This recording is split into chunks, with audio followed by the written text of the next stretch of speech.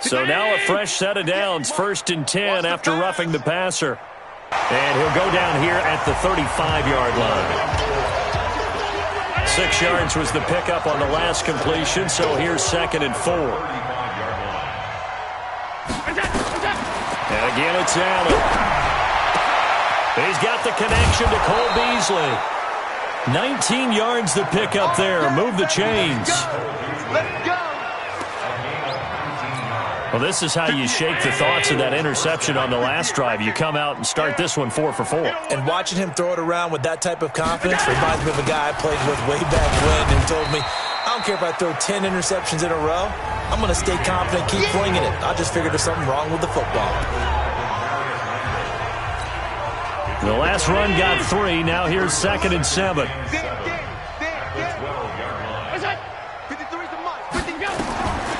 To throw, it's Allen. And this is intercepted, but they'll say out of bounds. So very close to a turnover there in the end zone.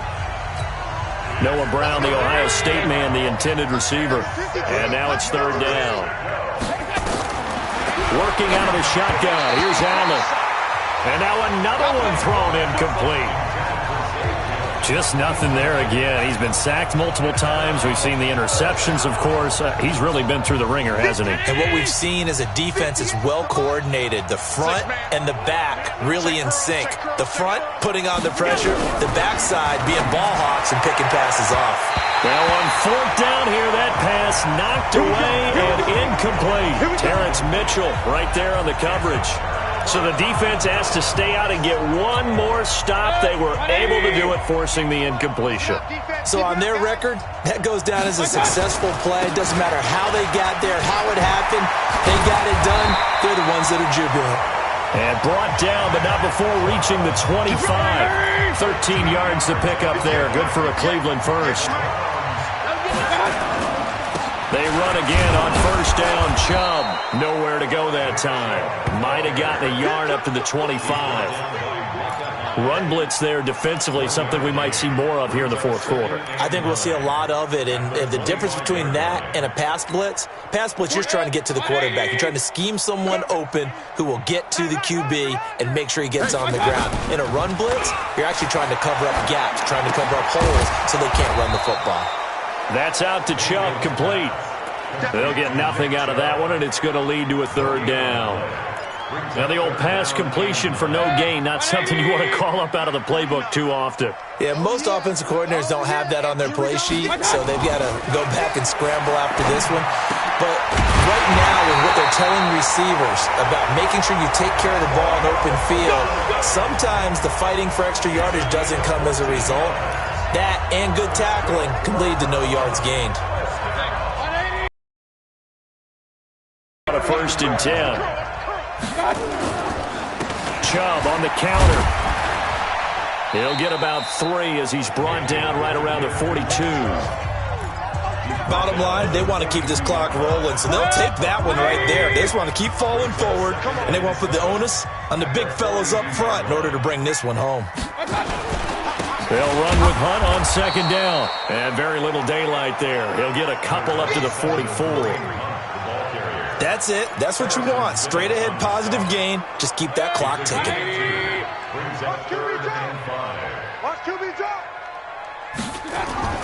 Mayfield. And tight coverage there. It's knocked away, incomplete. Not only was the call spot on, how about the execution of that defense right there? Zone was absolutely locked up tight. He was trying to force it in there on 3rd down. But if there's a time to force it, he felt like he needed to make a play, right? Yeah, exactly right. 3rd down, you got to try and find something. There's nothing available there for him. The Bills come to the line to start their next drive. They had a great drive going last time. They were moving the ball, and then all of a sudden it just stalled out. So we'll see what they can do here, Charles. And it's always easy to second guess when you don't get it on a 4th down try. But they had to like the feeling that they had going on offense. They want to continue to see if they can capture that again on this drive and maybe get in the same position. Yeah, and like I said, they were moving the football. It's not like they went 4 and out, so I don't think it's a deal where the offense doesn't have confidence. No, I agree with you totally on that one. If anything, they may have gained more confidence. Okay, they stopped us once. That's all right. Let's keep moving it. Make them do it again.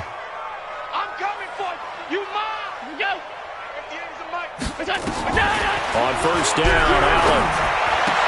He finds his target, John Brown. He's tackled a yard short of the marker.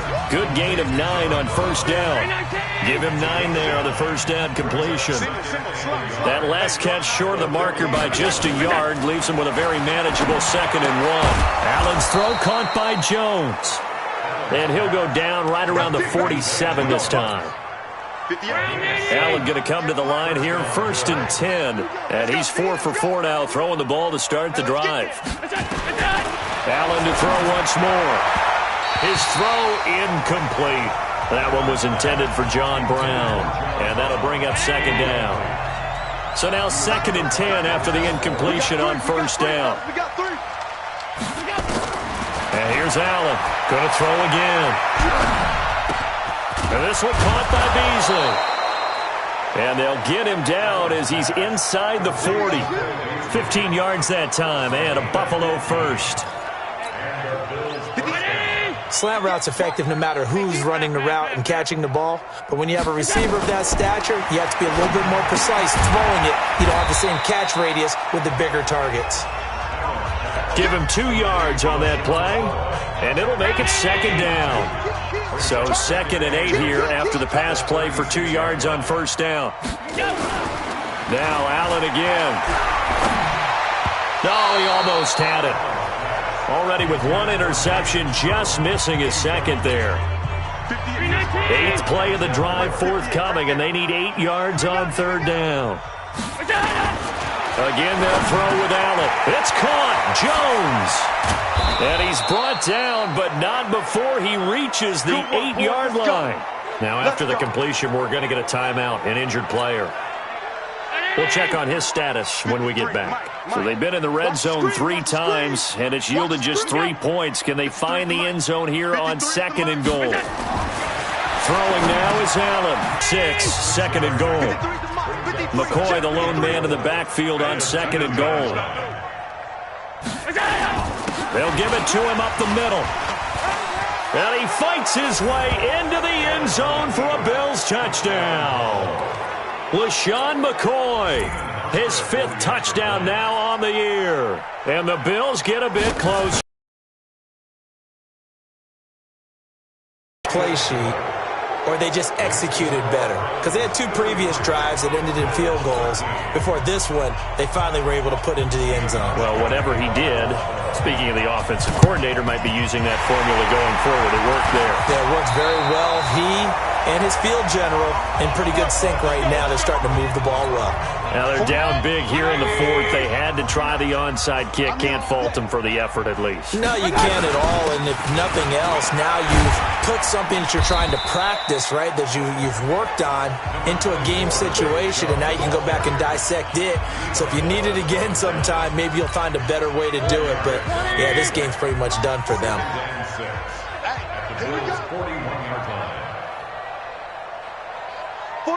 49's a Mike. 49's a Mike. Hey, watch the screen. Watch the screen. Just 2 minutes remaining here in the 4th quarter of what has been a one-sided affair.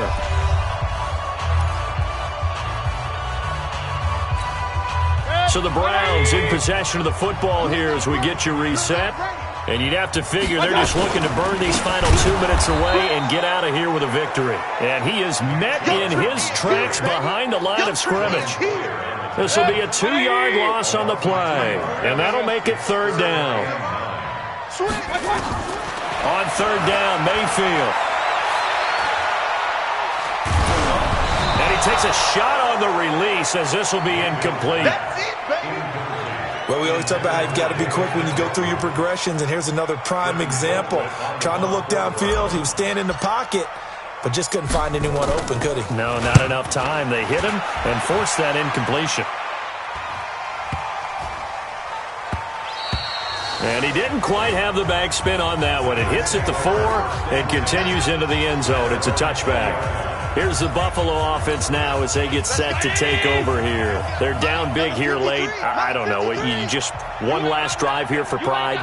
Some people like to do that. I remember playing for a guy once. We were down huge, and someone said, "Coach, what do you want to call?" He just waved a hand like, "Who cares? Let's get out of here and do something some other time." But some teams like to do something at the end to feel a little bit better as they continue to move forward. Yeah, probably just want to put this one behind them. Allen going to leave it on the draw for McCoy. And, boy, this defense, again, really making things tough on him as they stop him for no gain.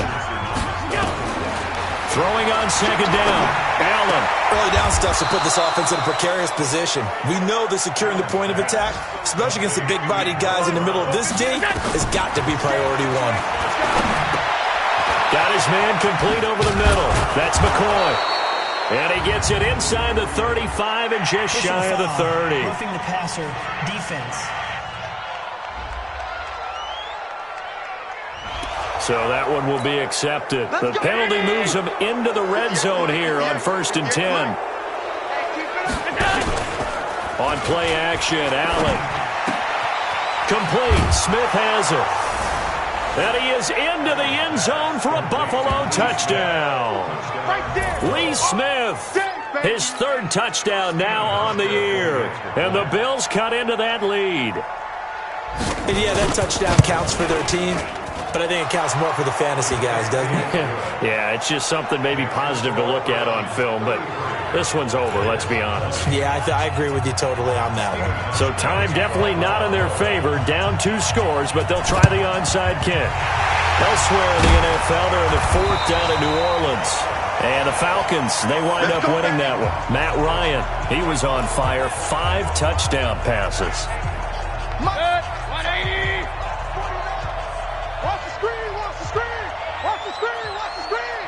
Watch the screen. On the carry, it's Chubb. Now the Bills are going to use the first of their timeouts as they stop it with 22 ticks to go in the 4th. After the pickup of 5, here's 2nd and 5.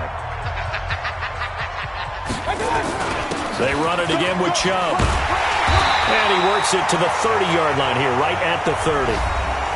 Now the Bills will use the 2nd of their timeouts as they'll stop it with 17 seconds to go in the game. So 1st and 10 now from the 30. They're going to run this with a tight end. And I think this defense knew what was coming as he is smothered behind the line. 2nd and 12, and you'd have to assume another all-out effort to stop the run is coming. Mayfield gives this one to Hunt. And he's going to have to protect the football and take his lumps here at this stage of the game as they stop him behind the line. It'll go as a loss of a yard, and it'll set up 3rd down. So 1st and 2nd down went the wrong direction. They'll try to do better here on 3rd and 13. So Cleveland able to come away with the victory here. And it was Baker Mayfield who led the way. The #1 pick in 2018, he showed why he was so coveted. And it was interesting because you remember headed into the draft in 2018, the projections on where Baker Mayfield was going to go, it varied. But rarely did anyone suggest he would go #1 overall. And he did, showed exactly why. It's not just how he plays. It's not just his arm and his vision. It's the leadership. It's the toughness. It's the moxie that he exhibits. And his teammates just feed off of it. So for the Browns, they inch closer to respectability now at 3 and 6 on the year. And they'll get to stay home again next week. Meanwhile, for the Bills, they are barely afloat as they fall.